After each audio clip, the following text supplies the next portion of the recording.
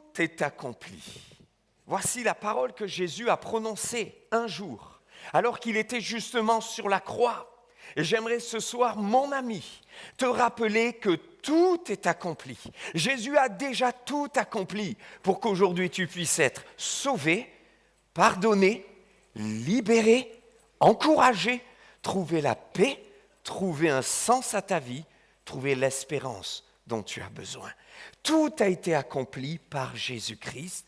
Il te suffit maintenant d'entrer dans le sillage de la foi, de placer ta confiance en celui qui est au milieu de nous ce soir et qui nous aime d'un amour éternel, qui t'aime plus que quiconque, celui qui te voit cet instant même dans ton cœur, dans ton âme, avec tes questions, tes interrogations, tes problèmes, tes souffrances et tes larmes, celui qui te connaît mieux même que toi-même, Jésus, celui qui a dit « Tout est accompli ».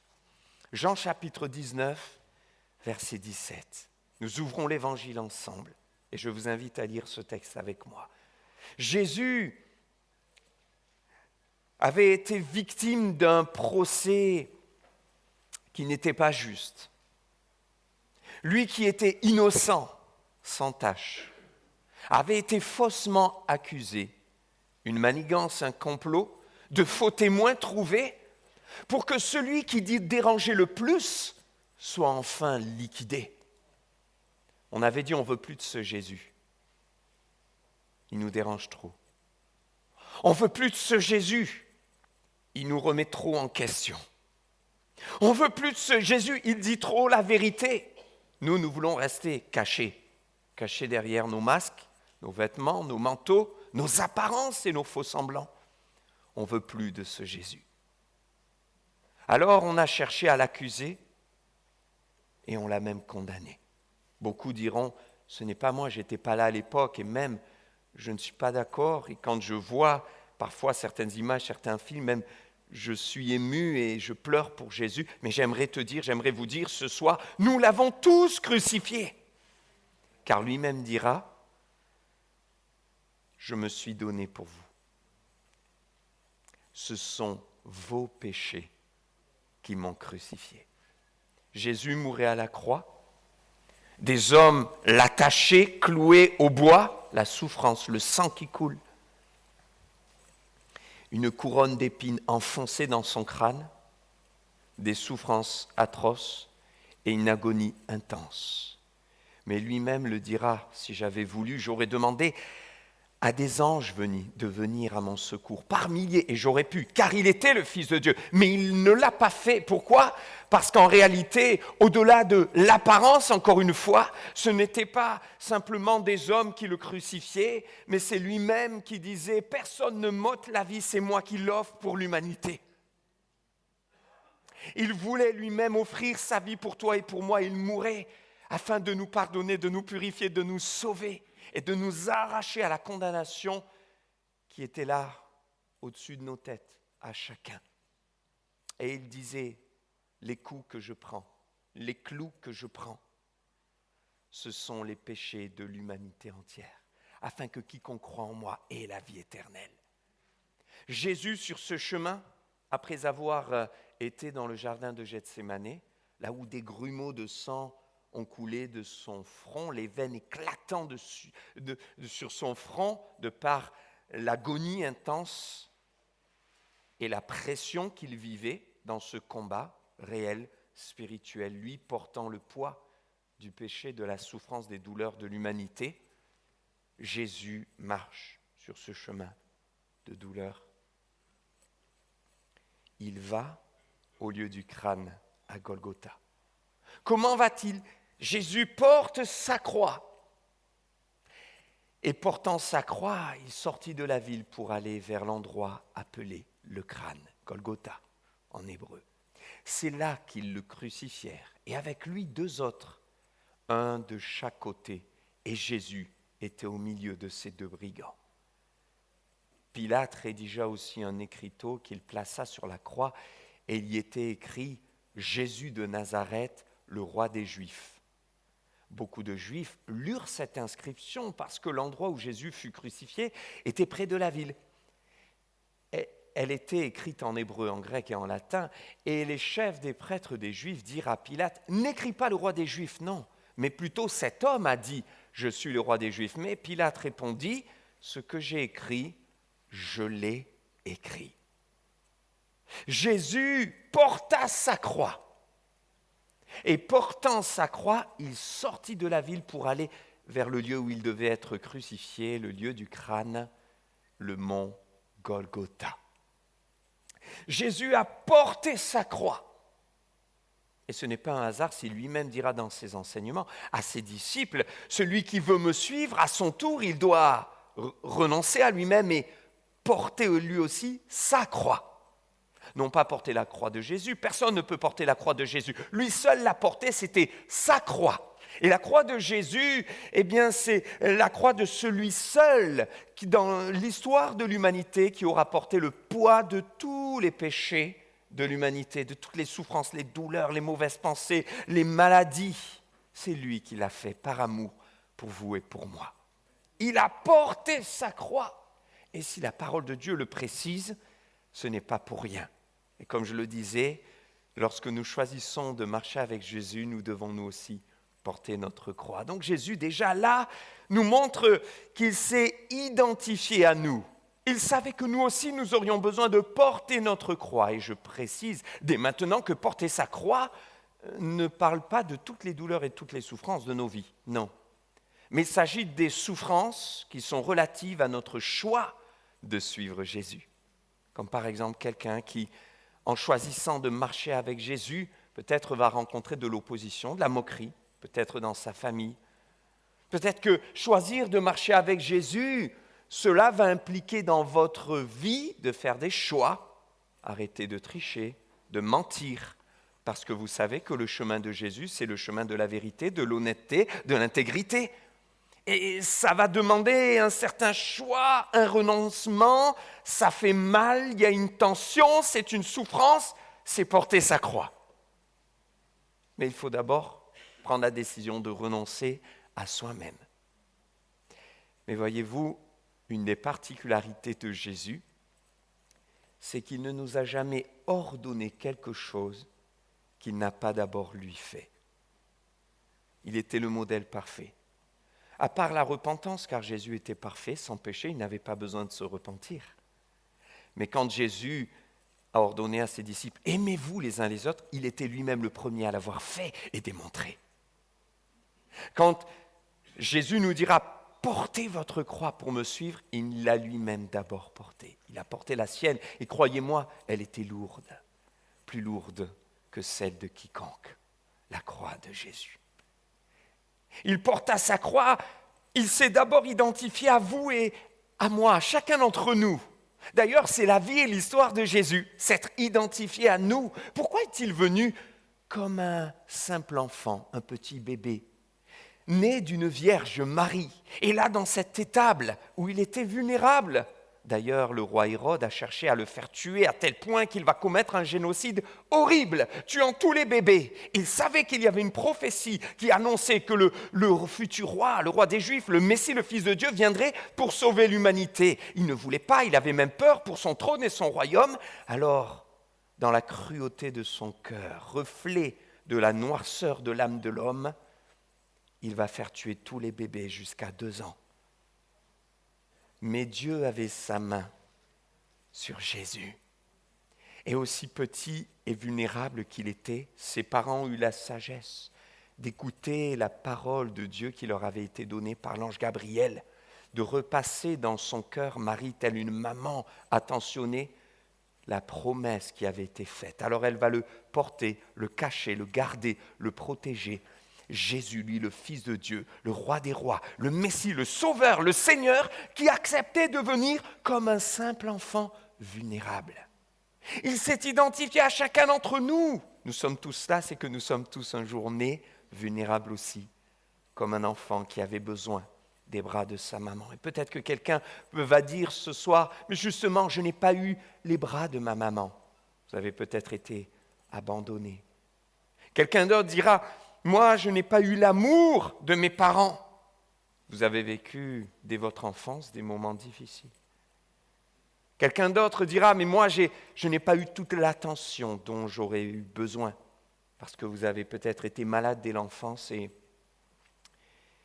votre vie s'est résumée à des passages dans les hôpitaux, entre les mains des médecins. Mais j'aimerais vous dire, quelle que soit votre enfance, et peut-être que pour certains, elle a été plutôt régulière, équilibrée, voire heureuse, Jésus s'est identifié à chacun d'entre nous.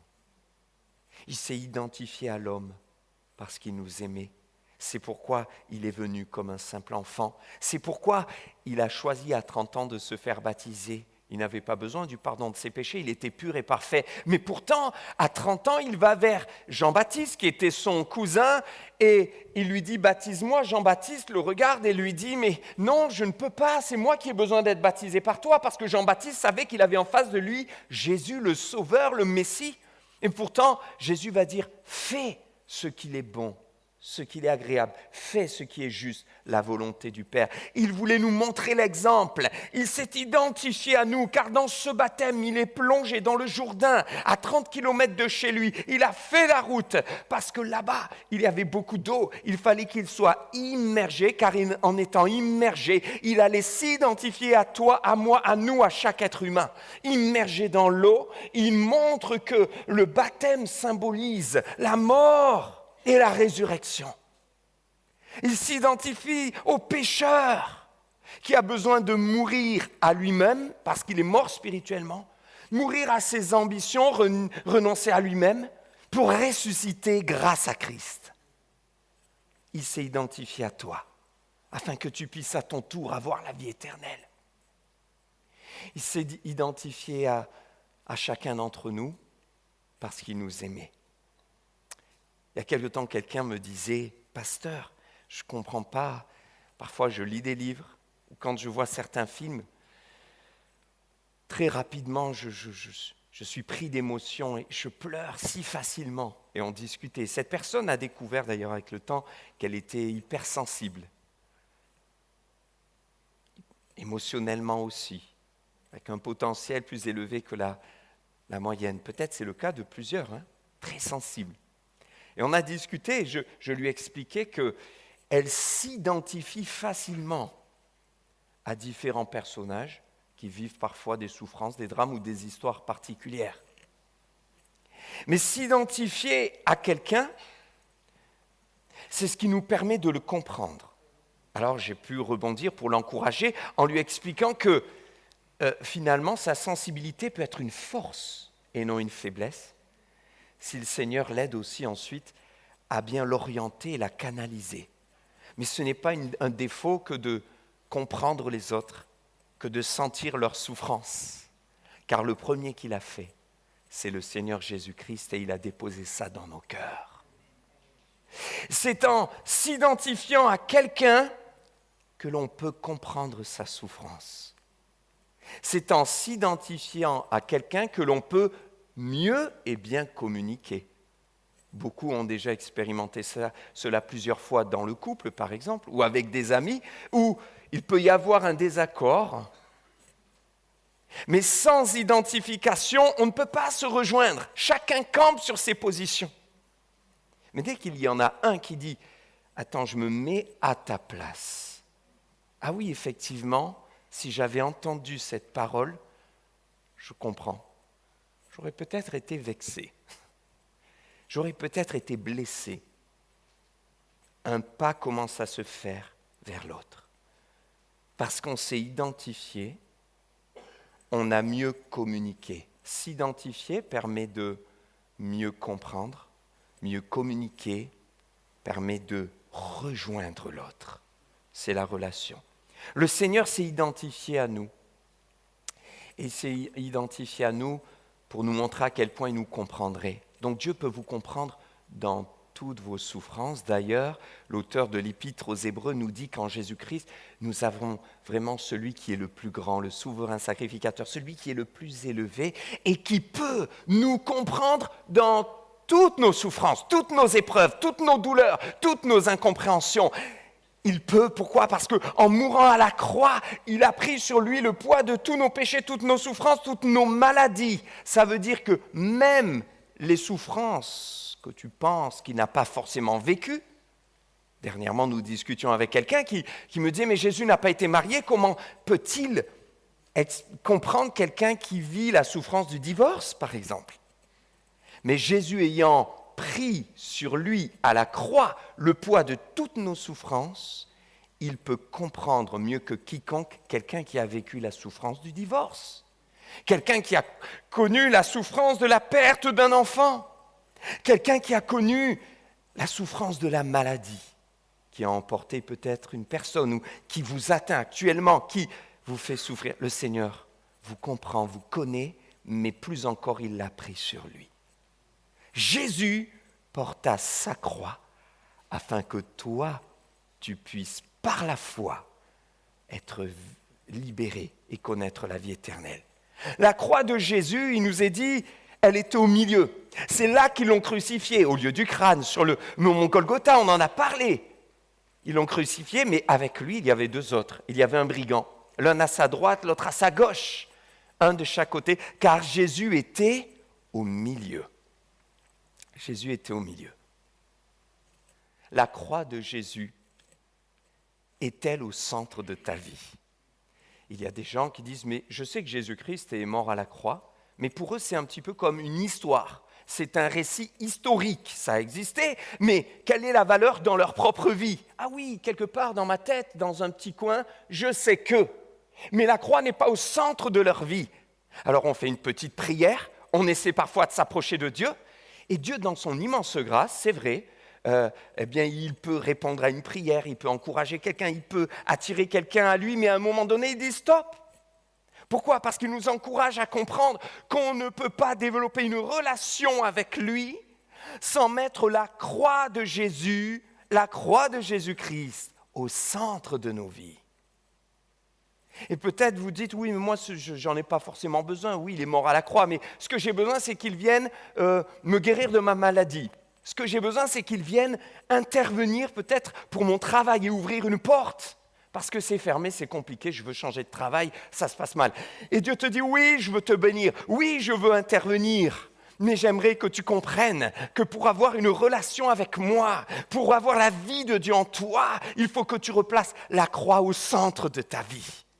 Pas la croix dans un petit coin. Nul ne peut avoir accès à Dieu que par Jésus-Christ en passant par la porte. Et la porte qui nous permet d'avoir accès, c'est la croix, parce que quand Jésus est mort à la croix, le voile a été déchiré. Le voile dans le temple, c'est particulier. C'est pour nous montrer, et d'ailleurs c'est Dieu lui-même qui l'a fait, qu'il y avait une séparation. On n'avait pas accès à Dieu. Et la croix, l'œuvre de la croix nous donne accès à Dieu.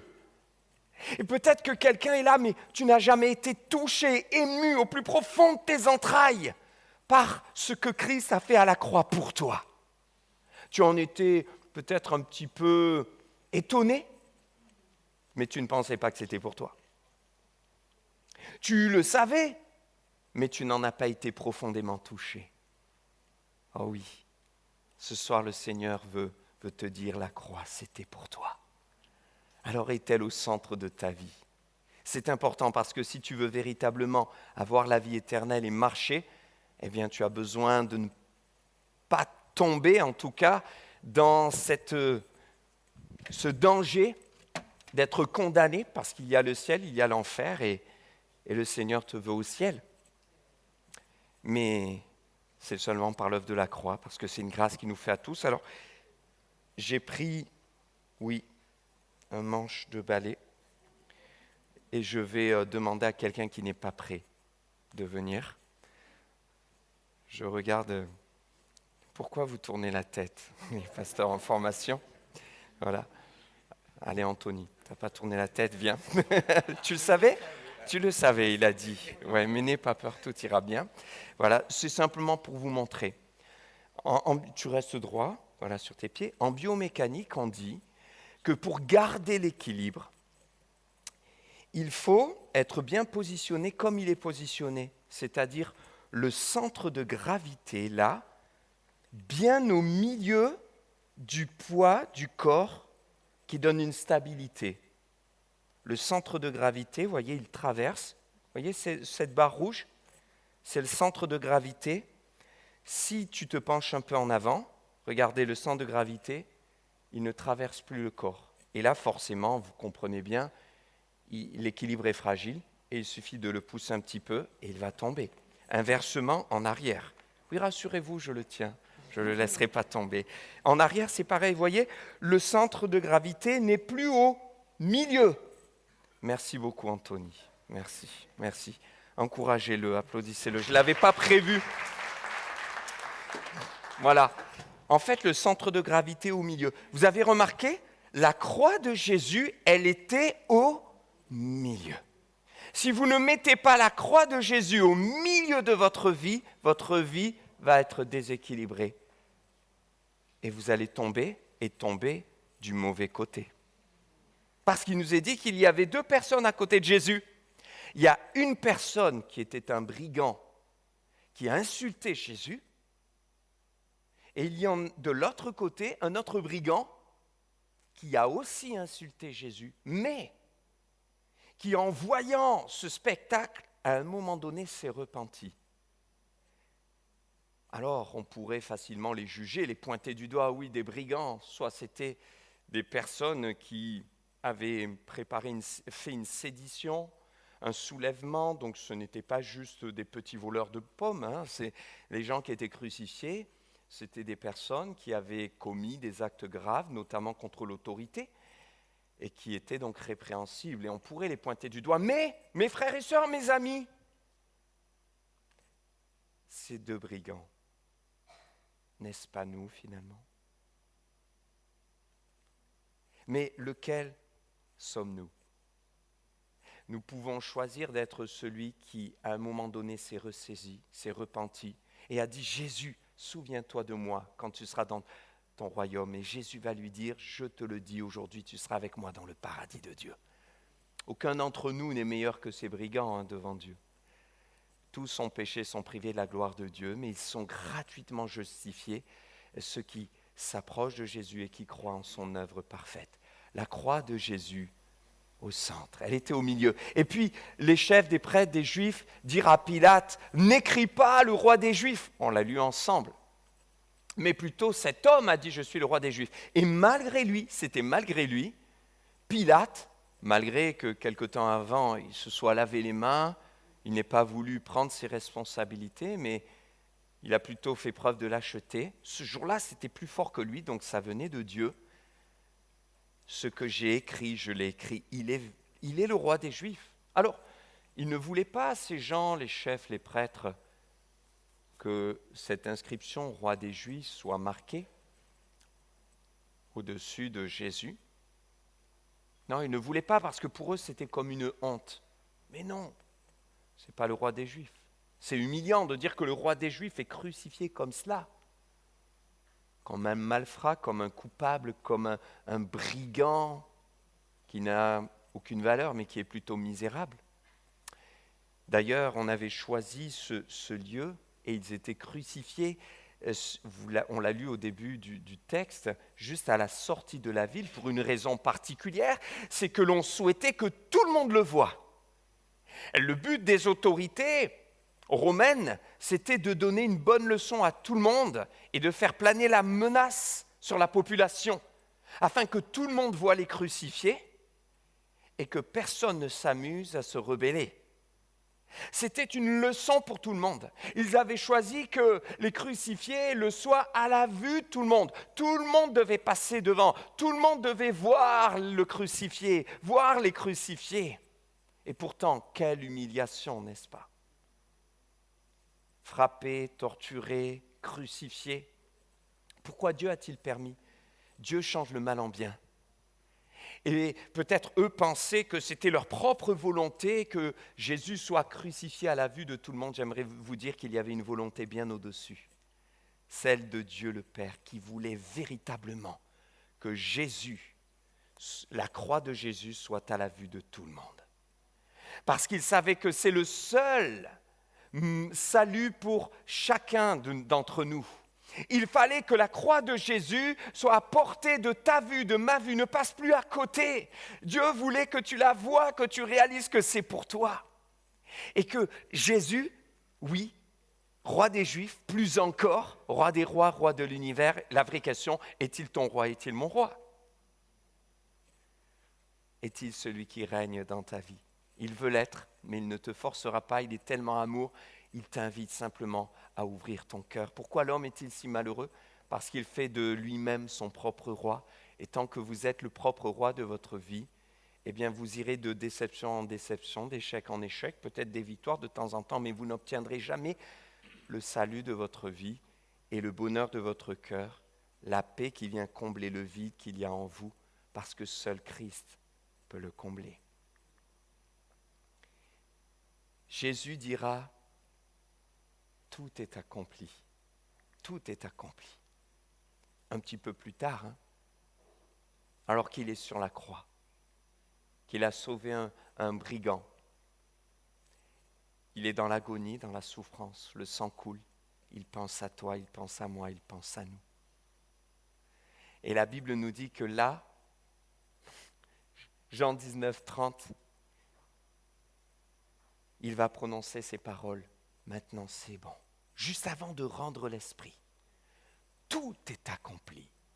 Tétélestai. C'est fait. Ça veut dire qu'il a fait tout ce qu'il fallait. Vous allez me dire, mais ça ne peut pas finir comme ça, parce que quand même c'est la mort, c'est la souffrance, c'est la crucifixion. Mais justement, ça ne finit pas comme ça. Tout est accompli.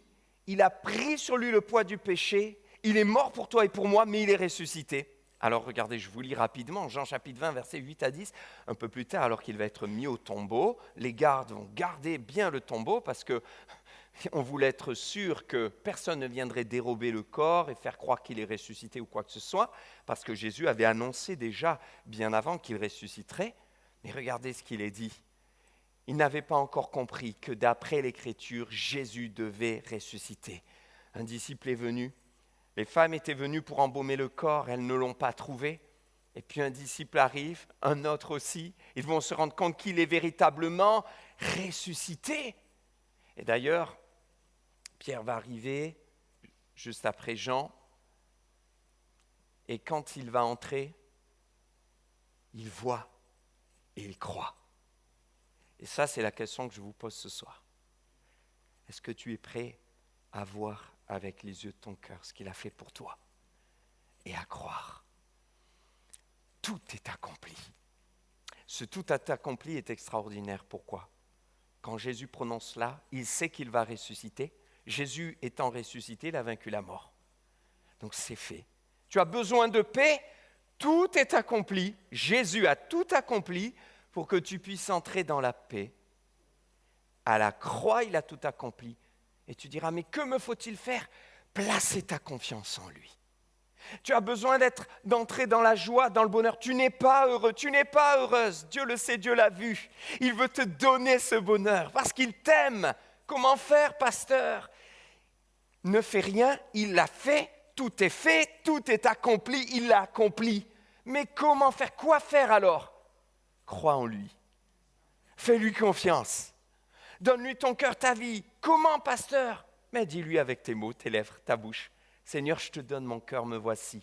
Je veux te faire confiance, aide-moi. Je veux commencer à te prier en croyant que tu es là. Je veux avoir cette conviction que tu m'entends comme on l'a chanté. J'ai besoin de toi, Jésus. Tu as besoin d'être libéré du poids, du fardeau, d'un péché, d'une culpabilité qui est sur ta vie. Tout est accompli. Tout est fait. Il l'a fait. Tu n'as plus qu'à te confier en ce que lui a fait.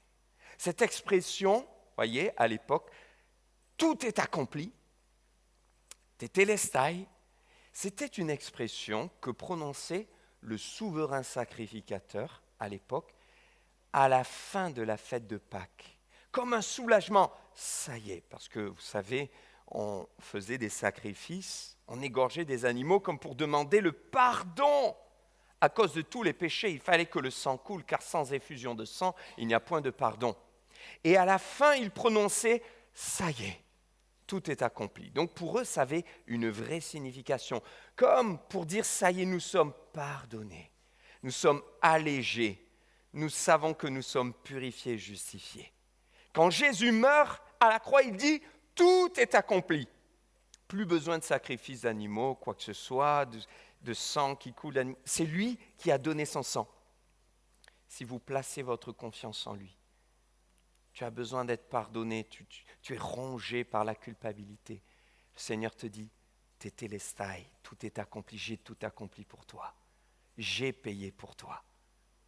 Fais-moi confiance. C'est une expression aussi, deuxièmement, tout est accompli, qui était prononcée par les chefs des armées. Lorsqu'ils avaient enfin mis le terme à un combat, ils avaient remporté la victoire, tout est accompli, ça y est, le combat est terminé, l'adversaire est vaincu. Voilà ce que cela signifiait. Jésus dit à la croix, tout est accompli. J'ai vaincu le diable, j'ai vaincu le péché, j'ai vaincu la mort, l'adversaire est vaincu. C'est fait. Cesse de te débattre humainement, personnellement, avec tes propres forces pour essayer de t'en sortir. C'est lui qui l'a fait.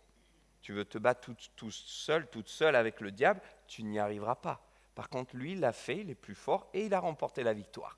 Place-toi dans son sillage, fais-lui confiance, donne-lui ta vie.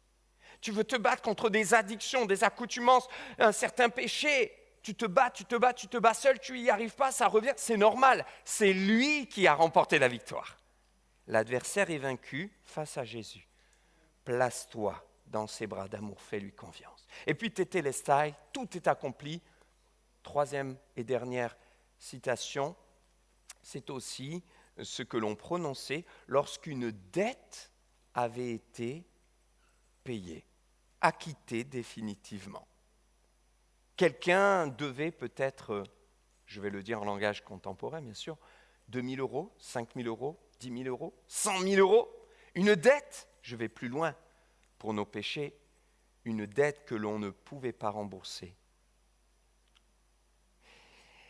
Eh bien, lorsque l'on prononçait tétélestai, cela signifiait la dette est payée.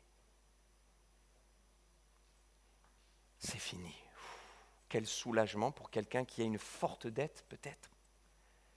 Imaginez, vous avez une forte dette, il y a de l'angoisse, vous travaillez plus que de raison pour la rembourser, vous savez que vous avez même besoin de toute une vie pour la rembourser, et quelqu'un arrive, prend un stylo, vous fait un chèque et vous dit « ta dette est réglée ». Vous imaginez le sentiment de soulagement, le poids qui s'enlève? Eh bien, la parole de Dieu nous dit que la dette de notre péché était trop lourde pour nos vies. Personne ne pouvait la payer et la régler. Nous étions tous condamnés à l'enfer et la condamnation éternelle. Mais Jésus-Christ a payé pour nous sur la croix. Il a payé la dette. Vous imaginez, c'est extraordinaire. Maintenant, que faire? Eh bien, placer notre confiance en lui, croire en lui, l'accepter et lui dire « Seigneur, je te confie ma vie. J'accepte le billet pour le ciel que tu me donnes. » Alors imaginez, j'ai regardé un petit peu. La personne la plus riche actuellement sur la Terre, je pense que vous savez de qui il s'agit, non? Elon Musk. Mais je savais que c'était lui, mais je savais pas, je connaissais pas sa fortune. J'aurais fait des pronostics, mais là, je suis allé voir. Il y en a qui savent? Ah oui, il y en a qui sont forts, hein, vous savez, hein? 400 milliards de dollars. Voilà. Alors, je suis allé voir volontairement pour prendre une dette au-dessus, parce que le plus riche des êtres humains ne pourrait pas payer sa dette. Alors imaginez, nous avons tous 1 milliard, non, qu'est-ce que je dis, 400 milliards, 1000 milliards de dollars, d'euros, comme vous voulez, de dettes. Aucun être humain ne peut régler cela. Et Jésus vient et il paye cette dette morale, spirituelle de nos fautes. Maintenant, ce qui est important de comprendre, c'est que certains pourront être sauvés, d'autres non. Vous allez me dire, mais je ne comprends pas, ce n'est pas logique, puisque Jésus a payé la dette du péché de l'humanité. D'accord, 1000 milliards de dollars pour chacun, imaginez. Oui, seulement s'il vous paye ce billet d'entrée au ciel, imaginez, qui coûte 1000 milliards, et qu'il vous le donne, mais que vous le prenez, que vous le mettez de côté. Le jour où il faut entrer dans la salle, on vous demande votre billet. Et vous dites, je ne l'ai pas. Mais quelqu'un a payé pour moi, donc je dois pouvoir entrer. Et on dit non, il faut le billet. Jésus a payé la dette, il a payé à la croix. Mais voulez-vous de la croix? Voulez-vous mettre la croix au centre? Voulez-vous faire de Jésus votre sauveur? C'est ce qui vous permettra d'entrer. On ne peut pas se contenter de dire, puisque Jésus a payé, il a payé, maintenant je vis ma vie comme je veux. Il faut maintenant saisir cette grâce. Et ce qui est merveilleux, c'est que le Seigneur, quand on lui confie notre vie, on peut lui faire confiance, il nous aime tellement. C'est vrai qu'il nous sauve. Mais tout est accompli ensuite pour entrer dans cette vie de grâce sur grâce. Que fait-il? Eh bien, il nous donne tout ce dont nous avons besoin. Il te conduit. Tu as besoin de paix, tout est accompli pour que tu aies la paix. Tout est accompli à la croix. Je vais inviter l'équipe de louange à venir et on va prier pour vous. On va prier pour toute personne qui ce soir est prête à dire oui, je veux saisir ce ticket d'entrée au ciel. Je veux saisir cette confiance que Dieu me tend. Moi, j'ai besoin de lui.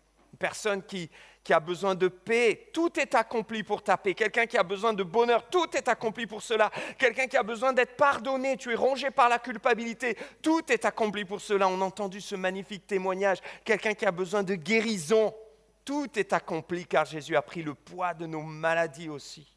Eh bien, je vais vous inviter simplement dans la foi.